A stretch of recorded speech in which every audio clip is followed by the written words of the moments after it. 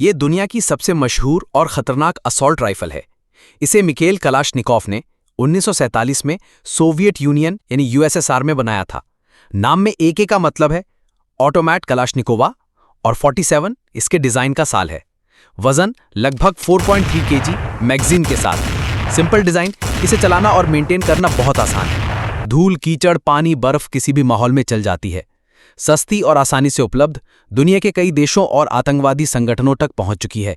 7.62 millimetre की गोली बहुत ज्यादा पावरफुल होती है। दुनिया के 100 से भी ज्यादा देशों की सेनाओं और गैर राज्य समूहों के पास है। फायरिंग मोड सेमी ऑटोमेटिक और फुल ऑटोमेटिक। AK-47 को अब तक 10 करोड़ से भी ज्यादा संख्या में बनाया जा चुका है। कई देशों के राष्ट्रीय झंडों और चिन्हों जैसे मोजाम्बिक में AK-47 का चित्र है। इसे गन ऑफ द सेंचुरी यानी सदी की गन भी कहा जाता है। AK-47 की सबसे बड़ी खासियत यह है कि इसका रिकॉइल बाकी राइफलों की तुलना में कम और कंट्रोल करने लायक होता है। इसलिए नए और अनट्रेन्ड सैनिक भी इसे आसानी से चला सकते हैं। इसकी इफेक्टिव रेंज लगभग 350 से 400 मीटर तक होती है।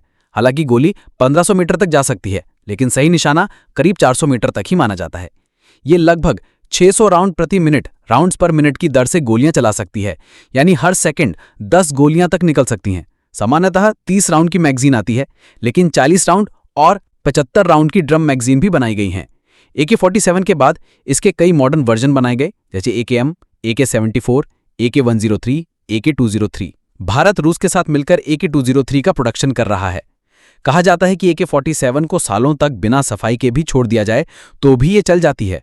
ये कारण है कि ये जंगल, रेगिस्तान, बर्फीले इलाके हर जगह फेमस है।